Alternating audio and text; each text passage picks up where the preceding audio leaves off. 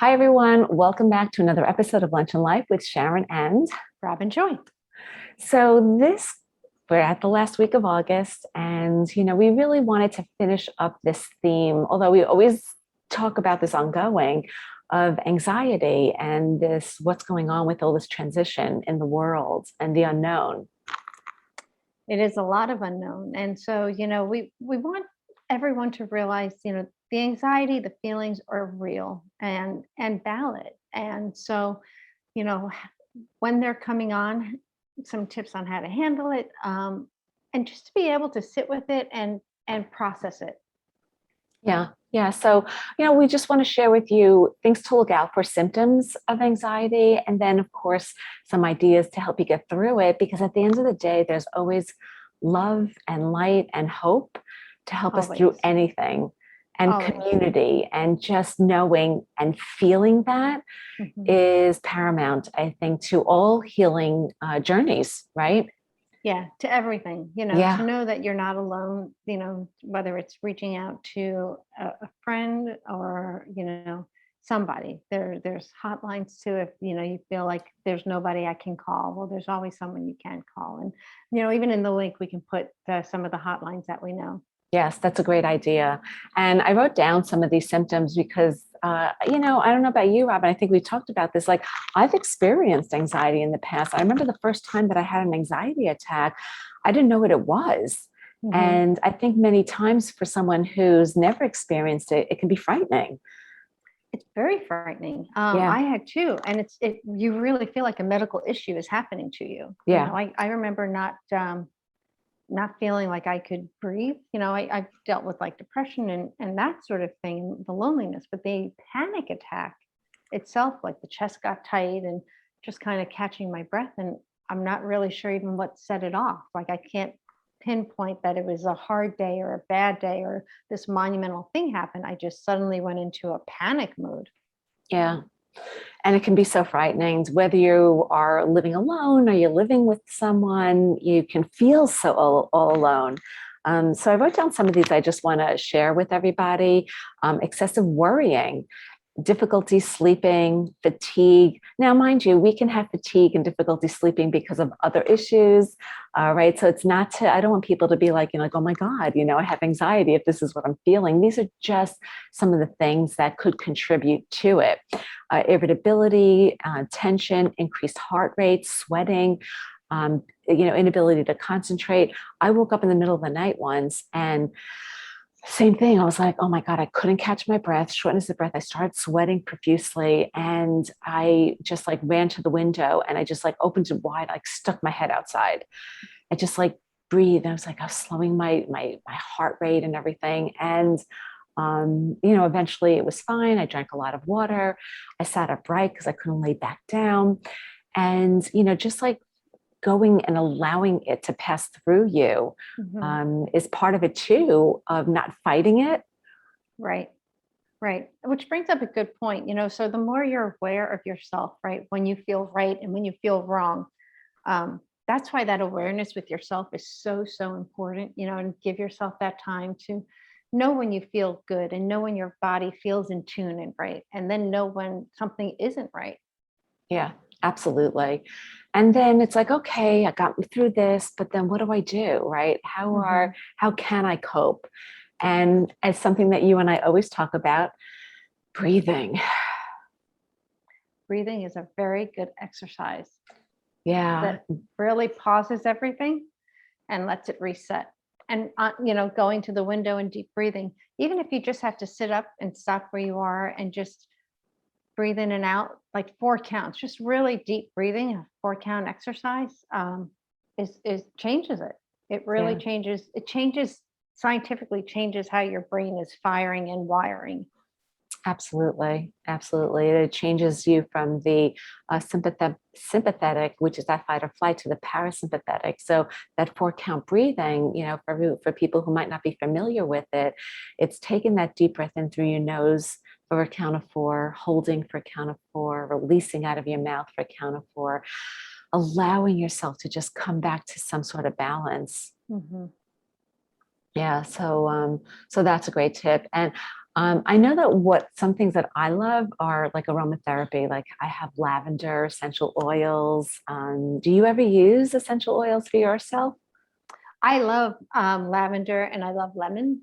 Mm, I also like peppermint, and I have a few candles around. So my candles are usually either lavender or lemon as well. yeah. Um, and I find even when I'm working and if I have a lot to do, I tend to have a candle lit at my desk because it just helps calm me. I can Yeah. continue to work, and I think I work more efficiently with it. Mm. I have that also. Don't have it lit right now, but I'm looking at the candle on my shelf over there. Yeah, I actually have one right here, which isn't lit. It's not lit right now. Um, but I have a purifying cleanse candle, Oh, nice. Yeah, which, I've always loved candles. yeah, this Yeah. one actually has sage, lavender. It's essential oil, sage, lavender, and I can't read the rest. That's my eyes for you. You know what else I love? Cinnamon and vanilla. Oh, I love cinnamon anything. Yeah. Which is nice because that just for me helps to relax my body and my mind. And it feels good. Um, and what are some other ways that you help for that you find help you to kind of calm down your anxiety?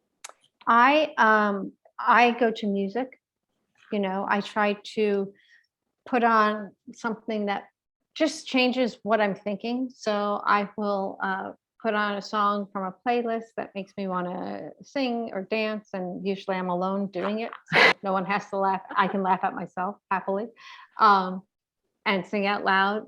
Just kind of just change the course of what I'm doing.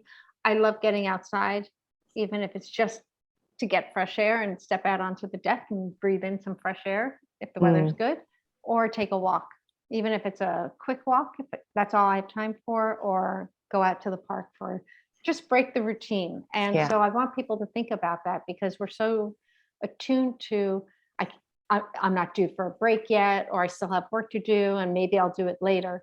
Um, I've learned, and this has taken many years for me to do, I've learned that I will just turn off the computer and I'll go. And if it's 30 minutes or 45, I'll figure out and get that back in. Unless obviously I have a call with somebody, I won't do it at that time. But if I'm on my time, I will take the time to go do it because it just resets. It just gets you out and resets your mind. That is such a great point about time. So I just finished reading, I know we've talked about this, The Big Leap. Yeah. And Gay Hendricks talks about Einstein time, which maybe we'll do another episode about that specifically, but just about our perception of time. Hmm. And, even a client of mine thought that she had to do things at a certain time and then realized, like, wait a second, it doesn't have to be in the morning. I can find time during the day, right? To your point of let me take a walk during the day, which is actually something that I did earlier today. It was not the usual time of going outside, but something inside me felt like I needed the break. I didn't have any client calls, and I thought I can do what I'm doing later. I needed that time to just go outside and breathe and just be in nature. Hmm. So it's asking yourself, how am I defining time? What does that look like? And where am I spending my time? Absolutely. It took me a long time. I mean, I have, I have three kids. For the audience that you don't know, I have three kids. Now they're 24, 26, and 29. Um, when they became, left the house and I became an empty nester, it took me quite a while to feel like I don't have to be home at 4 o'clock. I don't have to make dinner at 6 o'clock.